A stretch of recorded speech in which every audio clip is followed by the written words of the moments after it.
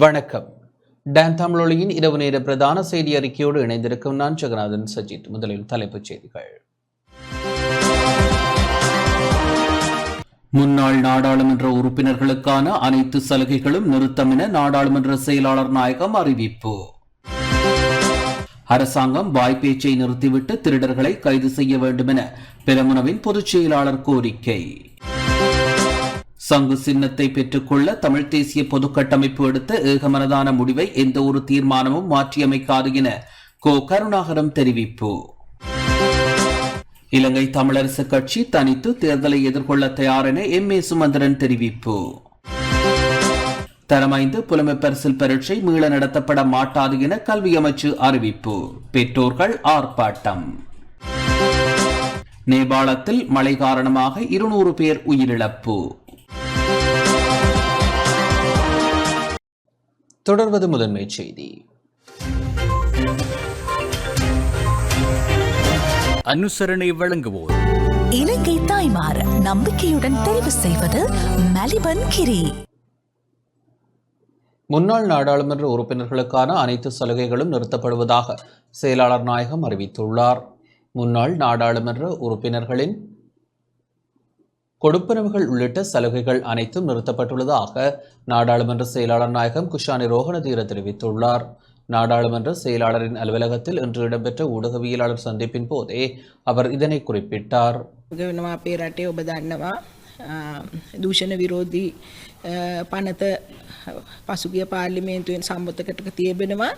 ඒ අනුව රජයේ විගණන කාර්යාලයනුත් අපේ நாடாளுமன்றம் கலைக்கப்பட்ட பின்னர் அதில் அங்கம் வகித்த உறுப்பினர்களுக்கான சலுகைகள் குறித்து மக்களிடையே பல்வேறு சந்தேகங்கள் எழுந்துள்ளன. அரசியலமைப்பின் பிரகாரம் ஜனாதிபதிக்கு வழங்கப்பட்டுள்ள அதிகாரத்தின் அடிப்படையில் நாடாளுமன்றம் கலைக்கப்பட்டுள்ளது. இந்நிலையில் நாடாளுமன்ற உறுப்பினர்களுக்கு கிடைக்கப்பெற்ற கொடுப்பனவுகள் மற்றும் சலுகைகள் அனைத்தும் நிறுத்தப்பட்டுள்ளன. தேர்தல் நிறைவடையும் வரை அவர்களுக்கான உத்தியோகபூர்வ இல்லத்தில் தங்கியிருக்கலாம். ஆயினும் அதற்குரிய வாடகை கொடுப்பனவை மாதாந்த அடிப்படையில் நாம் முன்கூட்டியே பெற்றுக்கொண்டுள்ளோம். இது நாடாளுமன்ற நடைமுறையாகும். முன்னாள் நாடாளுமன்ற உறுப்பினர்கள் பயன்படுத்திய அரச வாகனங்கள் அனைத்தும் ஒப்படைக்கப்பட வேண்டும். அதற்காக நாட்டில் பலமிக்க சட்டம் கொண்டுவரப்பட்டுள்ளது. அதேபோன்று ராஜதந்திர கடவு சீட்டுகளையும் முன்னாள் எம்பிக்கள் பயன்படுத்த முடியாது என்பது குறிப்பிடத்தக்கது. ராஜதாந்திரிக ගුවන් ගමන් පාස්පෝර්ට් එක මේ පාස්පෝර්ට් එකත් භාවිතා කරන්න.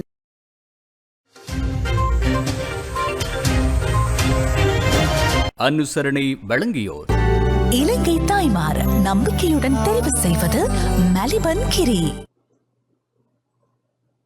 அரசாங்கம் வாய்ப்பேச்சை நிறுத்திவிட்டு திருடர்களை கைது செய்ய வேண்டும் என பெரமுனவின் பொதுச் செயலாளர் சாகர காரியவசம் தெரிவித்துள்ளார்.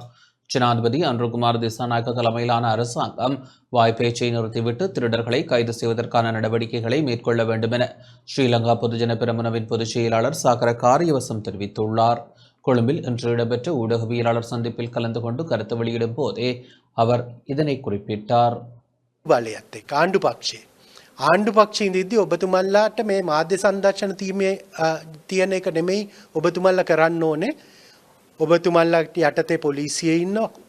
ඔබතුමන්ලාගේ යටතේ නීතිය ක්‍රියාත්මක නීතිය ඉදිරියට පැමිණිය යුතු ඒ සියලු කටයුතු කරන ආයතන அனுரகுமார திசாநாயக்க எதிர்க்கட்சியில் இருக்கும் போது ஊழல்கள் பற்றியும் திருடர்கள் பற்றியும் தொடர்ச்சியாக பேசி வந்தார்.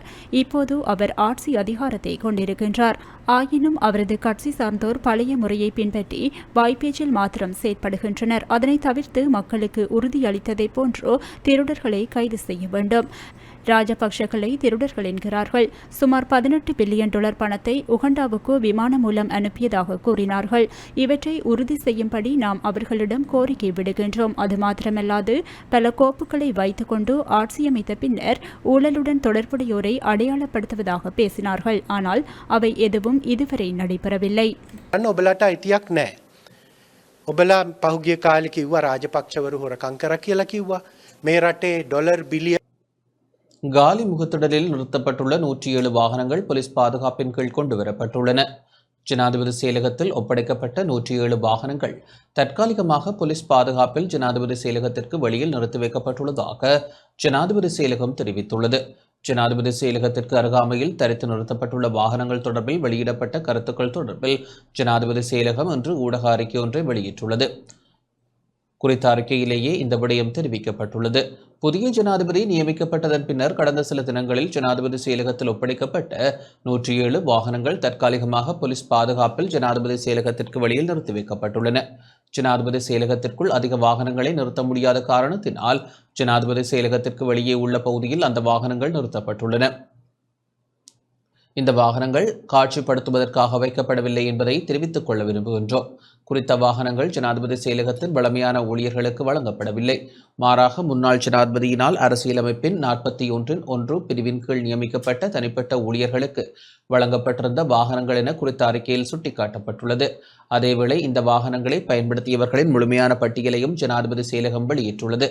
அதனுள் முன்னாள் கிழக்கு மாகாண ஆளுநர், முன்னாள் நாடாளுமன்ற உறுப்பினர்கள், முன்னாள் ஜனாதிபதியால் நியமிக்கப்பட்ட ஆலோசகர்கள் ஆகியோர் உள்ளடங்குகின்றனர். தபால் மூல வாக்களிப்பிற்கு தகுதி பெற்றோர் பற்றிய விவரங்கள் நாளை முதல் காட்சிப்படுத்தப்பட உள்ளது. எதிர்வரும் பொதுத் தேர்தலில் தபால் மூலம் வாக்களிக்க தகுதி பெற்ற அரச ஊழியர்களின் விவரங்களை நாளை முதல் காட்சிப்படுத்த நடவடிக்கை எடுக்கப்பட்டுள்ளதாக தேர்தல் ஆணைக்குழு தெரிவித்துள்ளது.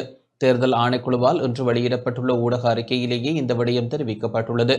அந்த வகையில் பொதுத் தேர்தலில் தபால் மூல வாக்களிக்க தகுதி பெற்றவர்களின் விவரங்கள் நாளை முதல் அனைத்து மாவட்ட செயலகங்கள், பிரதேச செயலகங்கள் மற்றும் கிராம அலுவலர் அலுவலகங்கள் என்பவற்றில் வழமையான நேரத்தில் காட்சிப்படுத்தப்படும்.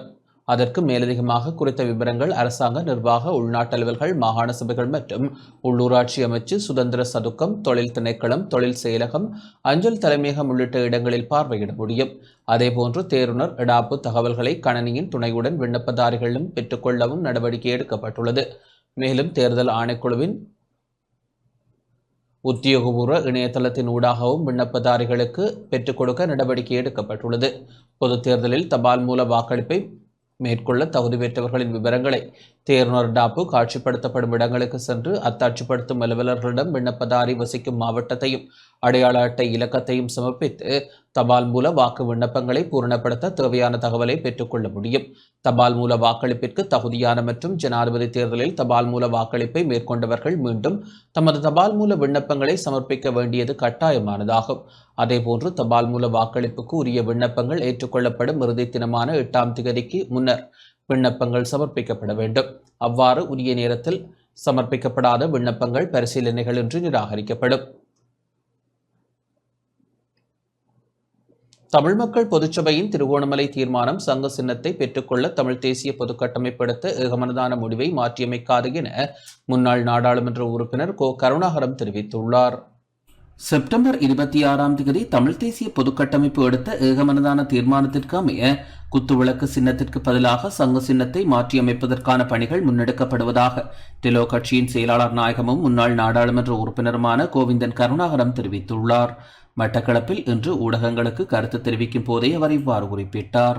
கடந்த 26ஆம் தேதி பிற்பகல் 3 மணிக்கு யாழ்ப்பாணத்திலே ஒரு விடுதியிலே நடைபெற்ற தமிழ் தேசிய பொது கட்டமைப்புடனான சந்திப்பிலே தமிழ் தேசிய கட்சிகளின் பிரதிநிதிகளும் தமிழ் பொதுச்சபையினால் பொது கட்டமைப்புக்கு அனுப்பப்பட்ட 7 பிரதிநிதிகளில் பெரும்பான்மையான 4 பிரதிநிதிகளும் அந்த கூட்டத்திலே பிரசன்னமாகி ஏகமனதாக ஒரு முடிவெடுக்கப்பட்டது. குத்துவிளக்கு சின்னத்திற்கு பதிலாக சங்கு சின்னத்தை ஒரு பதிவு செய்யப்பட்ட சின்னமாக மாற்றி எடுப்பதற்குரிய வேலைகளை செய்யுமாறு கூறியிருந்தார்கள். அதற்குரிய வேலைகள் நடைபெற்றிருக்கின்றது. ஆனால் நேற்று அந்த பொதுச்சபை திருகோணமலையிலே கூடியிருக்கின்றது. கூடுதலின் பிற்பாடு சில முடிவுகள் அவர்களால் அறிவிக்கப்பட்டிருக்கின்றது. அது ஏகமனதாக முடிவாக இருக்காது என்பதை அதில் பங்கு பற்றிய பலர் பொதுவாக தமிழ் தேசிய பொதுக்கட்டமைப்பிலே அங்கத்தவர்களாக இருக்கும் ஒரு சிலர் எங்களுக்கு கூறியிருக்கின்றார்கள். எனவே அதை பற்றி நாங்கள் பெரிதாக அலட்டிக் கொள்ளவில்லை. ஏனென்றால் இந்த பொதுச்சபையில் 83 அமைப்புகள் இருக்குது என்றாலும் அந்த 83 அமைப்புகளில் சில அமைப்புகள் என்ஜிஓவாக, அதாவது அரசு சார்பற்ற நிறுவனங்களாக தூதரகங்களூடாக பணம் பெறுபவர்களும் அல்லது வெளிநாட்டு தனவந்தர்கள் கொடையாளிகளூடாக பணம் பெற்று தங்களது சேவைகளை இங்கு செய்பவர்கள் நேரடியாக அரசியலில் இந்த பொதுக்கட்டமைப்பு ஈடுபடக்கூடாது, அப்படி ஈடுபட்டால் தாங்கள் ஈடுபட மாட்டோம் என்கின்ற கருத்தை முன்வைத்திருக்கின்றார்கள். அது ஒரு ஏகமனதாக முடிவு அல்ல. அதிலிருந்து ஒரு சிலர் விதிவிலக்காக இருப்பார்கள். மற்றும்படி தமிழ் தேசிய பொதுக்கட்டமைப்பு ஏகமனதாக கடந்த 26ஆம் தேதி முடிவெடுத்து விட்டது. குத்துவிளக்கு சின்னத்துக்கு பதிலாக சங்கு சின்னத்தை மாற்றுவதற்கு ஆவண செய்வது. தமிழ் தேசிய கூட்டமைப்பிலிருந்து இலங்கை தமிழரசு கட்சியை வெளியேறியதாகவும் முன்னாள் நாடாளுமன்ற உறுப்பினர் கருணாகரன் சுட்டிக்காட்டினார். தமிழ் தேசிய கூட்டமைப்பிலிருந்து பிரிந்து சென்றவர்கள் எங்களுடன் வாருங்கள் என்று தமிழரசு கட்சி கூறக்கூடாது. ஏனென்றால் தமிழ் தேசிய கூட்டமைப்பிலிருந்து பிரிந்து சென்றதே தமிழரசு கட்சி தான், நாங்கள் அல்ல. அவர்கள் பிரிந்து சென்றதற்கு பின்பு 5 கட்சிகளாக இணைந்து ஜனநாயக தமிழ் தேசிய கூட்டணியை உருவாக்கி இருக்கின்றோம். தற்போது இந்த ஜனாதிபதி தேர்தலுடன் 7 கட்சிகளும் 83 பொது அமைப்புகளின் பொதுச்சபையும் இணைந்து ஒரு பொது கட்டமைப்பை உருவாக்கி கடந்த ஜனாதிபதி தேர்தலை சந்தித்தோம். அந்த தேர்தலில் கூட கணிசமான தமிழரசு கட்சியினர் பொது சின்னத்திற்கு ஆதரவளித்தார்கள். ஆனால் ஒரு சிலர் மிகவும் மோசமாக வக்கிர புத்தியுடன் இந்த தமிழ் தேசிய பொது கட்டமைப்பையும் பொது வேட்பாளரையும் மிக மோசமாக விமர்சித்தார்கள்.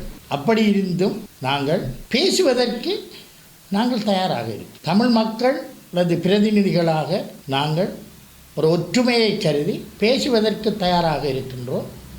அந்த பொறிமுறையை கண்டுபிடித்து நாங்கள் பேசலாம்.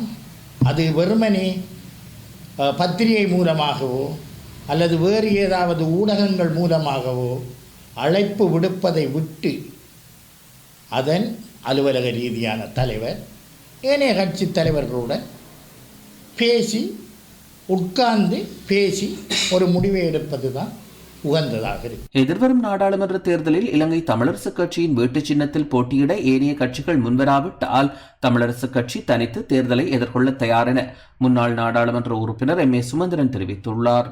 இன்று மாலை மன்னாரில் ஊடக சந்திப்பை நடத்திய வேளை இவ்வாறு குறிப்பிட்டார்.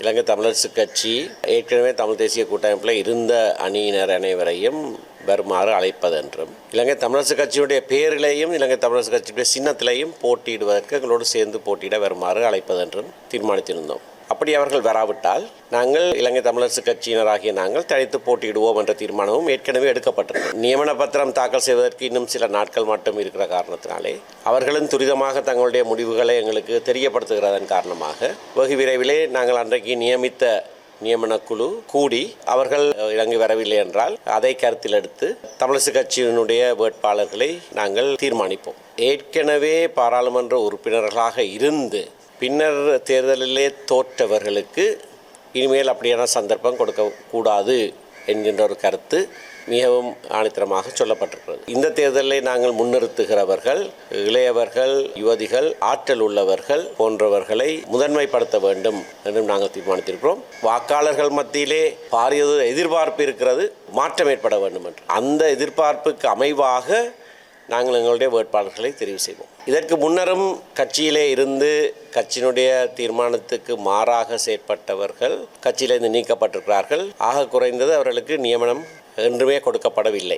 ஆகையினாலே கட்சி சாதாரணமாக இதுவரை காலமும் நாங்கள் இயங்கின வகையிலே இயங்குவதாக இருந்தால் அப்படியானவர்களுக்கு நியமனம் கொடுக்கப்பட மாட்டாது என்பது என்னுடைய எதிர்பார்ப்பு. கட்சி முடிவுக்கு மாறாக வேறொருவருக்கு ஆதரவாகவும் செயற்பட்டவர்களிடத்திலிருந்து தான் நாங்கள் விளக்கம் கோரியிருக்கிறோம். நியமன குழுவினுடைய முடிவு இறுதியானது. ஆகையினாலே அப்படியாக செயற்பட்டவர்களுக்கு நியமனம் கொடுக்கப்படுமா இல்லையா என்று நான் தனியனாக கருத்து கூற முடியாது. ஒரு கட்சியாக இருக்க வேண்டுமாக இருந்தால், ஒரு கட்சியினுடைய முடிவுகளாக இருக்க வேண்டுமாக இருந்தால் நிச்சயமாக நடவடிக்கை எடுக்கப்பட வேண்டும், நியமனங்கள் கொடுக்கப்படக்கூடாது. அது நான் சொல்லித்தான் இவருக்கும் தெரிய வேண்டும் என்பதல்ல. ஏற்கனவே பாராளுமன்றத்தில் இருக்கிறவர்கள் தொடர்ந்து இருப்பதிலே எந்த தவறும் கிடையாது. அவர்கள் கட்சி ஒழுக்க நெறிகளுக்கு ஏற்ப நடந்து கொண்டவர்களாக இருந்தால் அவர்களுக்கு நியமனம் கொடுத்து, ஆனால் கூடுதலாக இளையவர்களை இந்த தடவை அறிமுகப்படுத்துவது அத்தியாவசியம் என்று நான் நினைக்கிறேன். புதிய அரசாங்கத்தை அமைக்கிறவர்கள் ஊழலுக்கு எதிராக செய்கிற அத்தனை விடயங்களுக்கும் எங்களுடைய முழுமையான பங்களிப்பை நாங்கள் கொடுப்போம். மன்னார் நீதவான் நீதிமன்றத்திலே திருக்கேதீஸ்வர வளைவு உடைக்கப்பட்ட வழக்குகள் 2 விசாரணைக்கென்று நியமிக்கப்பட்டிருந்ததற்கு அறிவுறுத்தி இந்த வழக்கை டிசம்பர் 2ஆம் தேதிக்கு திகதியிட்டிருக்கிறது. போலீசாருக்கு மன்று ஒரு அவகாசம் கொடுத்திருப்பது இந்த வழக்கை இறுதி தகவல் ஒன்றை தாக்கல் செய்து முடிவுறுத்தும்படியும், அப்படி இல்லை என்று சொன்னால் புதிதாக என்ன சாட்சியங்கள் இருக்கிறது என்பதை மன்றுக்கு அறிவித்து வழக்கை திரும்பவும் மீளச் செய்யலாம் என்றும், அதில் குற்றஞ்சாட்டப்பட்ட திருக்கேதீஸ்வர நம்பிக்கை பொறுப்பாளர் சபையினரை மன்றினுடைய அழைப்பு கட்டளை கிடைத்தால் மட்டும் இனிமேல் மன்றுக்கு வர வேண்டும் என்றும் கட்டளையிட்டிருக்கிறது. அந்த வளைவை உடைத்து சேதப்படுத்தி நந்தி கொடியை நிலத்திலே போட்டு மிதித்து அவர்களுடைய சமய உணர்வுகளை புண்படுத்தியதற்கு எதிரான குற்றச்சாட்டுகள் அடுத்த தவணையிலே சேர்த்துக்கொள்ளப்படும் என்று நாங்கள் எதிர்பார்க்கிறோம். எதிர்வரும் நாடாளுமன்ற தேர்தலில் கிடைக்கப்பெறும் தேசிய பட்டியல் உறுப்புரிமையை அரியநேத்திரனுக்கு வழங்குவதே அரசியல் அறமாகும் என ஜனநாயக போராளிகள் கட்சியின் செயலாளர் துளசி தெரிவித்துள்ளார். எதிர்வரும் நாடாளுமன்ற தேர்தலில் தமிழ் பொது கட்டமைப்பாக போட்டியிடுகின்ற போது கிடைக்கப்பெறும் முதலாவது தேசிய பட்டியல் உறுப்புரிமையை அரியநேத்திரனுக்கு வழங்குவதே அரசியல் அறமாகும் என ஜனநாயக போராளிகள் கட்சியின் செயலாளர் துளசி தெரிவித்துள்ளார். இன்று ஊடகங்களுக்கு அனுப்பி வைத்த அறிக்கையில் இவ்வாறு குறிப்பிட்டார். அரியநேத்திரன் காலத்தின் தேவை உணர்ந்து எவ்வித எதிர்பார்ப்புமின்றி செயலாற்றியதை தமிழின வரலாறு குறித்து வைத்துக் கொள்ளும். அதற்கமையே எதிர்வரும் நாடாளுமன்ற தேர்தலில் பெற்றுக்கொள்ளும் முதலாவது தேசிய பட்டியல் உறுப்புரிமையை அரியநேத்திரனுக்கு வழங்குவதே அரசியல் அறமாகும் என ஜனநாயக போராளிகள் கட்சியின் செயலாளர் துளசி குறிப்பிட்டுள்ளார்.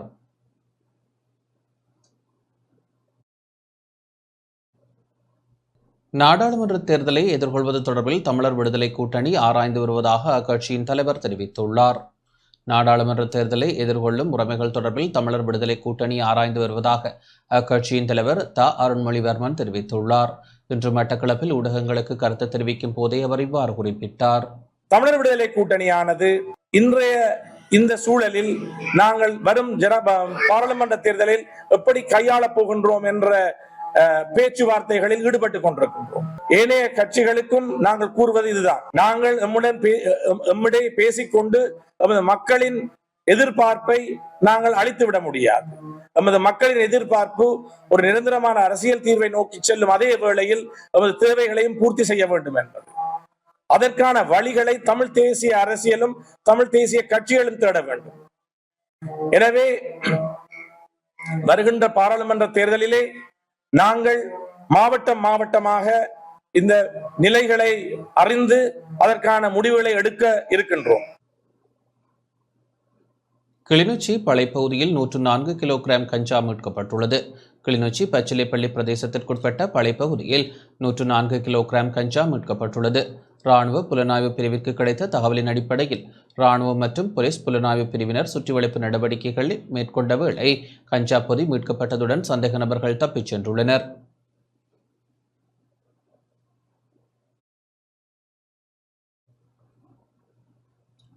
யாழ்ப்பாணம் பருத்தித்துறை சாலையினால் கீரிமலை முதல் கொழும்பு வரையான பேருந்து சேவை முன்னெடுக்கப்பட உள்ளது. இலங்கை போக்குவரத்து சபையின் யாழ்ப்பாணம் பருத்தித்துறை சாலையினால் நாளை முதல் மீண்டும் கீரிமலை முதல் கொழும்பு வரையான பேருந்து சேவை முன்னெடுக்கப்பட உள்ளது. 2020ஆம் ஆண்டு வரை இடம்பெற்ற பேருந்து சேவை பேருந்து இன்மை மற்றும் சாரதிகளின்மை போன்ற காரணங்களால் நிறுத்தப்பட்டிருந்த நிலையில் நாளை இரவு 7:15 மணிக்கு கீரிமலையிலிருந்து புறப்பட்டு காங்கேசன்துறை, தொண்டைமனாறு, வல்வெட்டித்துறை ஊடாக பருத்தித்துறையை அடைந்து பருத்தித்துறையிலிருந்து மந்திகை, மாலிசந்தி, நெல்லியடி, துன்னாலை ஊடாக ஏனையின் வீதியை அடைந்து கிளிநொச்சி, வவுனியா, அனுராதபுரம், புத்தளம், சிலாபம் வழியாக கொழும்பை சென்றடைய உள்ளது. பருத்தித்துறை சாலையிலிருந்து காலையில் 5 மணிக்கு பகல் சேவை புத்தளம் ஊடாக கொழும்பு சேவை இடம்பெற்று கொண்டிருக்கிறது. இதைவிட இரவு சேவை 8 மணிக்கு ஆரம்பித்து புத்தளத்தின் ஊடாக செயலாற்றப்பட்டு கொண்டிருக்கின்ற போதிலும் 2020ஆம் ஆண்டுக்கு பிற்பட்ட கால பகுதியில் பருத்தித்துறையிலிருந்து கொழும்புக்கான பகல் செயலாற்றப்பட்ட சேவை தடை செய்யப்பட்டிருந்த போதிலும் தற்பொழுது மீளவும் அச்சேவையானது கீரிமலையிலிருந்து கேகேஎஸ் பலாலி வழியாக தொண்டமனாறு ஊரிக்காடு வழியாக புத்தளம் வரை செயலாற்றப்படுவதற்கு தற்பொழுது நடவடிக்கை மேற்கொள்ளப்பட்டு இதன் நிமித்தம் 1/10/2024 தொடக்கம் இச்சேவையானது கீரிமலையிலிருந்து இரவு 7:15க்கு ஆரம்பிக்கப்பட்டு பருத்தித்துறையில் இருந்து இரவு 9 மணி சேவை தற்போது செயலாற்றப்படுவதற்கு உரிய நடவடிக்கை மேற்கொண்டிருக்கின்றோம். பொதுமக்களும் அனைத்து உத்தியோகத்தர்களும் இச்சேவையினை பயன்படுத்துவதற்கு உரிய நடவடிக்கைகள் எங்களூடாக மேற்கொள்ளும் பொழுது தங்களுக்கு ஆன்லைன் மூலமான பதிவுகள் மேற்கொண்டு இச்சேவை இலகுவான முறையில் தங்களுடைய பயணங்களை மேற்கொள்ள முடியும் என்பதை நான் இத்தருணத்தில் தங்களுக்கு அறிய தருகின்றேன். பருத்தித்துறை சாலையிலே சாரதி பற்றாக்குறை காரணமாக இச்சேவை தடைப்பட்ட பொழுதிலும் எமக்கான புதிய சாரதிகள் வழங்கப்படும் இடத்து மீளவும் சேவையை செயலாற்றுவதற்கு உரிய நடவடிக்கை மேற்கொள்ளப்படும் என்பதையும் தங்களுக்கு அறிந்தது.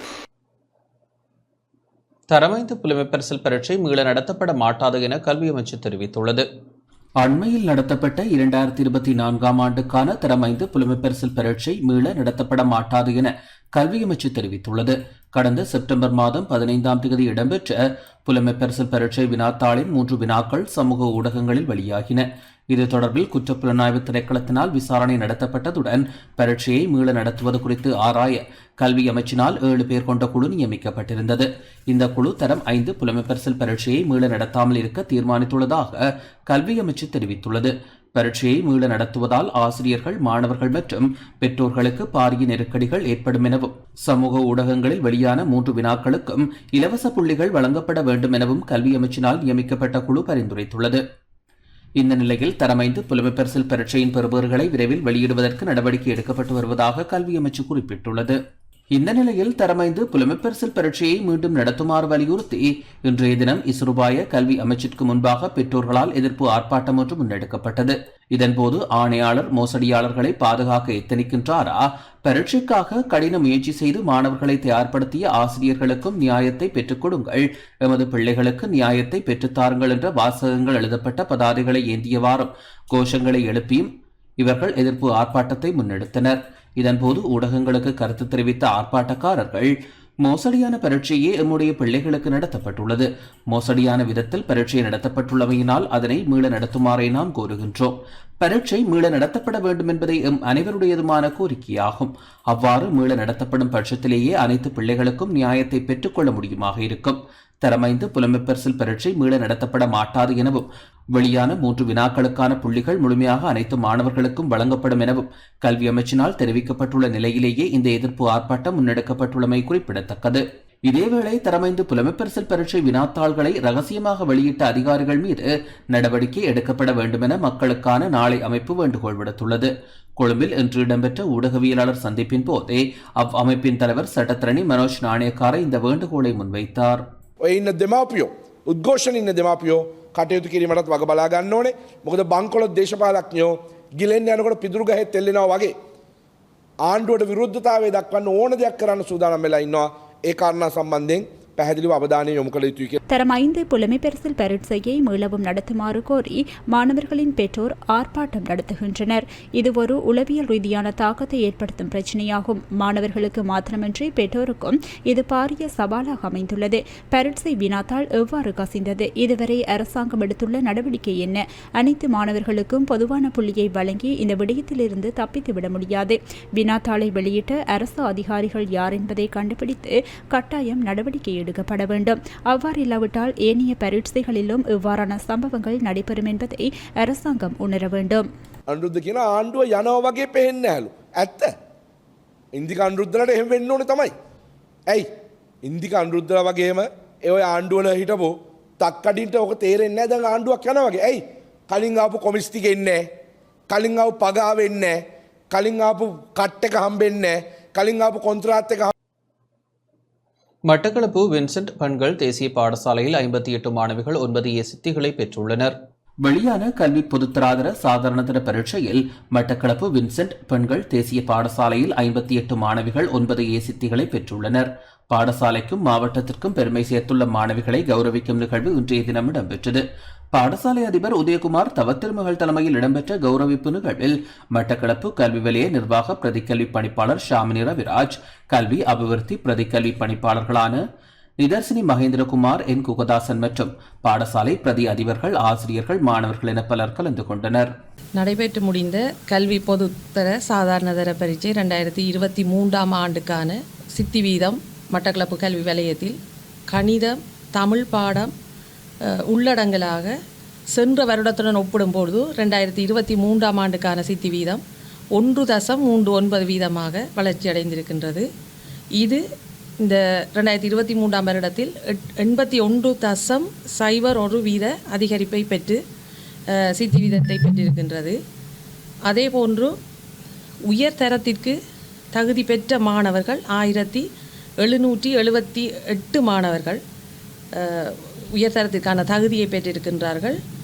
இது 87.93 வீத அதிகரிப்பாகும். இது கடந்த வருடத்துடன் ஒப்பிடும் பொழுது 2023 ஆண்டு 2.19 வீத வளர்ச்சியை பெற்றிருக்கின்றது. அதே போன்று 9 ஏக்களை பெற்ற மாணவர்களின் எண்ணிக்கை 2022 ஆண்டுடன் ஒப்பிடும் பொழுது 2023 ஆண்டில் 26.9 ஏக்கள் அதிகரித்து மொத்தமாக மட்டக்களப்பு கல்வி வலயம் 162 நைனேக்களை பெற்றிருக்கின்றது. மட்டக்களப்பு கல்வி வலயத்தில் அதிகூடிய 9 ஏக்களை பெற்ற பாடசாலையாக வின்சென்ட் மகளிர் தேசிய பாடசாலை 58 மாணவர்கள் 9 ஏக்களை பெற்றிருக்கின்றார்கள். அதே போன்று புனித மிக்கல் கல்லூரி 43 ஏக்களை பெற்றிருக்கின்றார்கள்.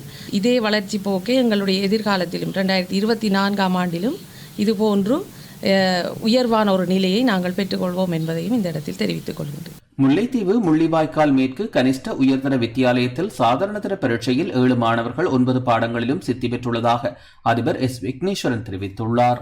18 மாணவர்கள் பரீட்சைக்கு தோற்றிய நிலையில் 7 மாணவர்கள் சித்தியடைந்து உயர்தரத்திற்கு தகுதி பெற்றுள்ளனர். முல்லைத்தீவு மகா வித்தியாலயத்தில் கல்வி பொதுத்தராதர சாதாரணதர பரீட்சையில் 57 மாணவர்கள் சித்தி பெற்று பாடசாலைக்கு பெருமை சேர்த்துள்ளதாக அதிபர் கனகையா மதியழகன் தெரிவித்துள்ளார். 107 மாணவர்கள் பரீட்சைக்கு தோற்றிய நிலையில் ஒரு மாணவர் 9 ஏ சித்திகளையும் 5 மாணவர்கள் 8 AB சித்திகளையும் பெற்றுள்ளதுடன் ஏனைய 51 மாணவர்களும் உயர்தரத்திற்கு தகுதி பெற்றுள்ளனர்.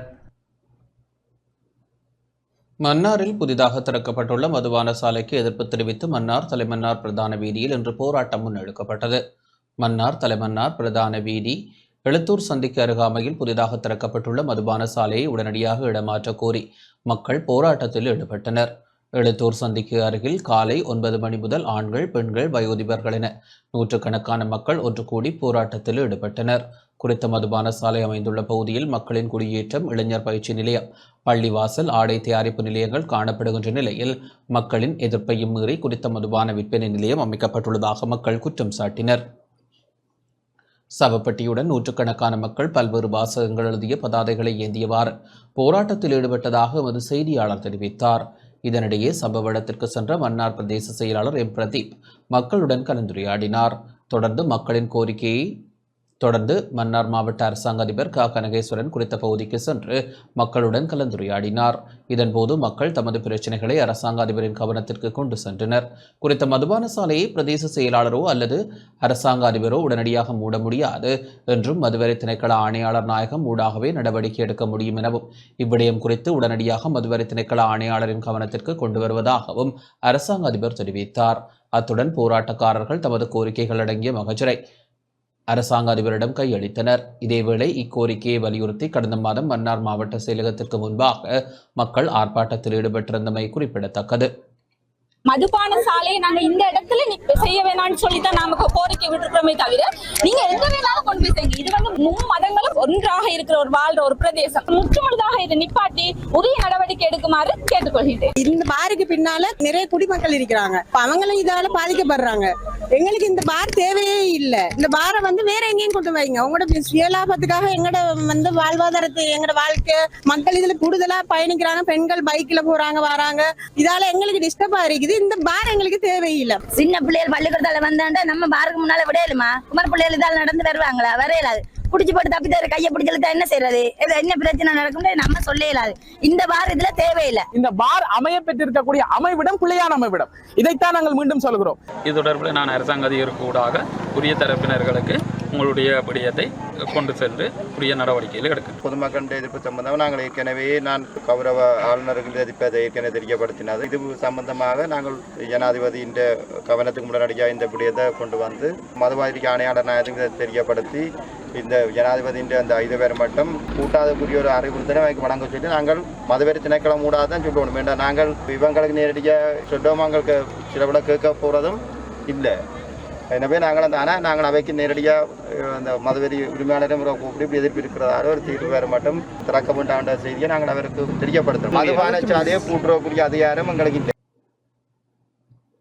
10ன் 100ஆம் அடுக்கு வரை அவற்றின் பெயர்களை ஆங்கிலத்தில் கூறி திருகோணமலை கிண்ணியாவை சேர்ந்த மாணவர் ஒருவர் சாதனை படைத்துள்ளார். 10ன் 100ஆம் அடுக்கு வரை அவற்றின் பெயர்களை ஆங்கிலத்தில் 2 நிமிடம் 12 செகண்ட்களில் ஆங்கிலத்தில் கூறி திருகோணமலை கிண்ணியாவை சேர்ந்த மாணவர் ஒருவர் சாதனை படைத்துள்ளார்.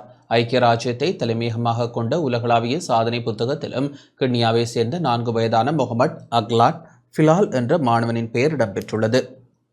கந்தளாய் வைத்தியசாலையில் பணிபுரியும் இயன் மருத்துவர் நசார் முகமது நஸ்மி மற்றும் கிண்ணியா வைத்தியசாலையில் பணிபுரியும் இயன் மருத்துவர் அஷ்ரப் ஃபாத்திமா வசீஹா ஆகியோரின் மகனே இந்த சாதனைக்கு சொந்தக்காரர் ஆவார்.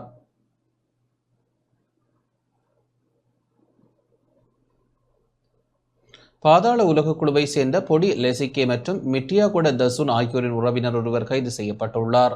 பாதாள உலக குழுவை சேர்ந்தவர்களும் பிரபல போதைப்பொருள் கடத்தல்காரர்களுமான பொடி லெசிகே மற்றும் மிட்டியாகுட தசுன் ஆகியோரின் உறவினர் ஒருவர் துப்பாக்கி மற்றும் தோட்டாக்களுடன் போலீஸ் விசேட அதிரடிப்படையினரால் கைது செய்யப்பட்டுள்ளார். போலீஸ் விசேட அதிரடிப்படைக்கு கிடைத்த தகவலின் அடிப்படையில் வெளிவேறிய பிரதேசத்தில் மேற்கொள்ளப்பட்ட சுற்றிவளைப்பின் போது 46 வயதான நபர் கைது செய்யப்பட்டுள்ளார். சந்தேக நபர் வெளிநாட்டில் தலைமறைவாக இருப்பது போன்று வெளிநாட்டு தொலைபேசி இலக்கங்களை பயன்படுத்தி பல்வேறு குற்றச்செயல்களில் ஈடுபட்டதாக போலீஸ் விசாரணையில் தெரிய வந்துள்ளது.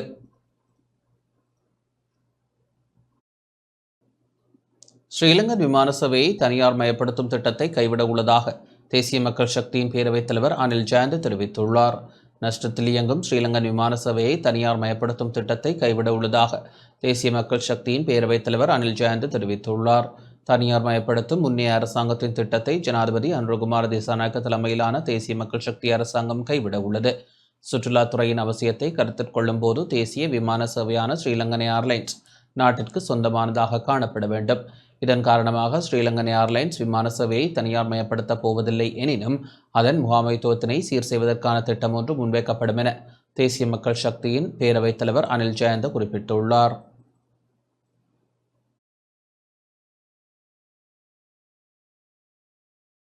பொதுத் தேர்தல் தினத்தை பிற்போடுமாறு ஜனநாயக மக்கள் காங்கிரஸ் கோரிக்கை விடுத்துள்ளது. எதிர்வரும் பொதுத் தேர்தல் தினத்தை பிற்போடுமாறு ஜனநாயக மக்கள் காங்கிரஸ் தேர்தல் ஆணைக்குழுவிடம் இன்று கோரிக்கை ஒன்றை முன்வைத்துள்ளது. ராஜகிரியவில் அமைந்துள்ள தேர்தல் ஆணைக்குழுவிற்கு சென்ற அக்கட்சியின் தலைவர் பிரபா கணேசன் இது தொடர்பில் ஊடகங்களுக்கு கருத்து வெளியிட்டார். நவம்பர் மாதம் 14ஆம் தேதிக்கான தேர்தல் திகதி அறிவிப்பு ஒரு பாரிய ஒரு பிரச்சனையை ஏற்படுத்தி இருக்கின்றது. உண்மையிலே இந்த நவம்பர் மாதம் 15ஆம் தேதி ஒரு போயா தினமாக இருக்கிறது. அதுவும் ஒரு விசேட போயா தினமாக இருக்கிறது. அந்த விசேட போயா தினத்துக்கு அண்மித்த காலங்களிலே பௌத்தர்களின் விசேஷ நிகழ்ச்சிகள் நடைபெற இருக்கிறது. நடைபெற்று அன்று 15ஆம் தேதி தான் அது நிறைவடையும். அப்படி நிறைவடையும் இருக்கும் பொழுது 14ஆம் தேதி தேர்தலை நடத்த தீர்மானித்திருப்பது உண்மையிலே இந்த நாட்டிலே அதிகமாக வாழும் இந்த பௌத்தர்களின் உரிமைகளை பாதிக்கும் விதத்தில் இருக்கும் என்பதை நாங்கள் தெரிவிக்க விரும்புகின்றோம்.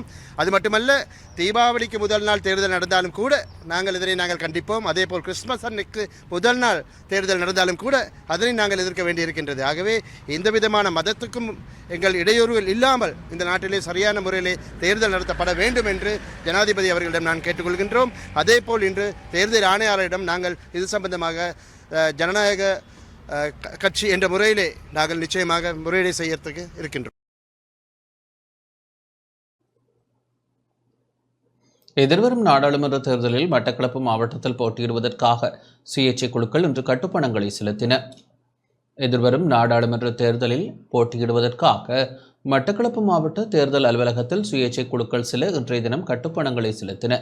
ஈராவூர் நகர முன்னாள் வர்த்தக சங்க செயலாளரும் சமூக சேவையாளருமான ஆசனார் முகமது அஸ்மி தலைமையிலான சுயேட்சை குழுவும் தமிழ் உணர்வாளர் அமைப்பின் தலைவர் கணபதி பிள்ளை மோகன் தலைமையிலான சுயேட்சை குழுவினரும் கனகசூரியம் சோமஸ்கந்தமூர்த்தி தலைமையிலான சுயேட்சை குழுவும் இன்று தமது கட்டுப்பணங்களை செலுத்தினர். நவம்பர் மாதம் 14ஆம் தேதி நாடளாவிய ரீதியில் நாடாளுமன்ற தேர்தல் இடம்பெறும் என தேர்தல்கள் ஆணைக்குழு அறிவித்துள்ளமை குறிப்பிடத்தக்கது. இம்முறை தேர்தலிலே நாங்கள் சுயாதீனமாக மட்டக்களப்பு மாவட்டத்திலே களமிறங்கியிருக்கின்றோம். இந்த இடத்திலே நாங்கள் ஒரு பொதுவான அறிவிப்பினை விடுக்க இருக்கின்றோம். உங்களது பிரிந்து நீங்கள் தேர்தலிலே கட்சி ரீதியாகவோ வேறு சுயாதீன குழுக்கள் ரீதியாகவோ போட்டியிட விரும்புபவர்கள் சமூகத்தின் மாவட்டத்தின் பிரதிநிதித்துவத்தை உறுதிப்படுத்துவதற்காக எம்மோடு இணைந்து இந்த வேலை திட்டத்திலே இணையுமாறு நாங்கள் ஒரு பொதுவான அழைப்பினை விடுப்பதோடு தேசிய ரீதியாகவும் சுயாதீனமாக எமது அணி மாற்றத்தை நோக்கி பயணிக்கின்ற இளைஞர்களையும் ஏனைய கள செயற்பாட்டாளர்களையும் இணைத்துக் கொண்டு செயற்பட உள்ளது என்பதையும் நாங்கள் இந்த இடத்திலே தெரிவித்துக் கொள்கின்றோம்.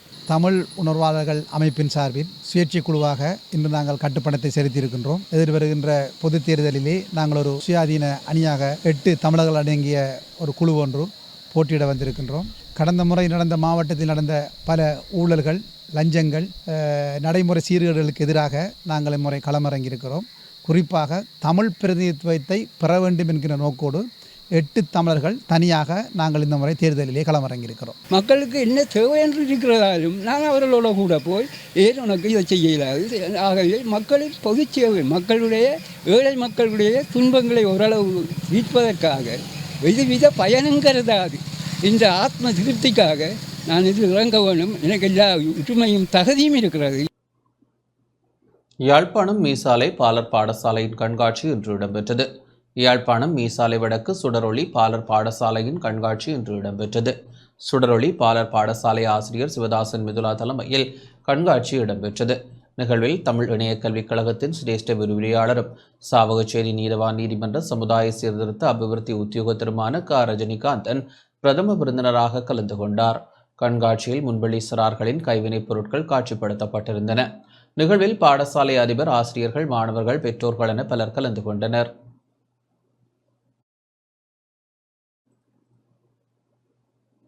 நிகழ்நிலை ஊடான மோசடிகளில் சிக்கிக்கொள்ள வேண்டாம் என போலீஸ் தலைமையகம் பொதுமக்களுக்கு எச்சரிக்கை விடுத்துள்ளது. நிகழ்நிலை ஊடான கொடுக்கல் வாங்கல்களின் போது இடம்பெறும் மோசடிகளில் சிக்கிக்கொள்ள வேண்டாம் என போலீஸ் தலைமையகம் பொதுமக்களுக்கு எச்சரிக்கை விடுத்துள்ளது. கொழும்பில் இன்று ஊடகங்களுக்கு வெளியிட்டுள்ள விசேட ஊடக அறிக்கையிலேயே இவ்விடயம் தெரிவிக்கப்பட்டுள்ளது. நிகழ்நிலை ஊடாக கொடுக்கல் வாங்கல்களுக்கு மேற்கொள்ளப்படும் போது பிரத்யேக OTP இலக்கம் வங்கியினால் வழங்கப்படுகின்றது. அந்த இலக்கத்தை 3ஆம் நபருக்கு வழங்குவதன் ஊடாக மோசடிக்கு உள்ளாகும் வாய்ப்புகள் அதிகமாக உள்ளது. நிகழ்நிலை ஊடான கொடுக்கல் வாங்கல்கள் இடம்பெறும் சந்தர்ப்பத்தில் OTP இலக்கம் கோரப்படும் பட்சத்தில் அதனை உரிய தரப்பினர் தான் கோருகின்றார்களா என்பதை உறுதிப்படுத்தியமையை தொடர்ந்து பதிவு செய்ய வேண்டும் எனவும் போலீஸ் தலைமையகம் சுட்டிக்காட்டியுள்ளது. மேற்கொள்ளப்பட்ட ஆய்வுகளின் அடிப்படையில் அதிகளவிலானோர் இத்தகைய மோசடியில் சிக்கொண்டுள்ளமை தெரிய வந்துள்ளது. ஆகவே அவ்வாறான மோசடிகளில் சிக்கிக்கொள்ள வேண்டாம் என போலீஸ் தலைமையகம் பொதுமக்களுக்கு எச்சரிக்கை விடுத்துள்ளது.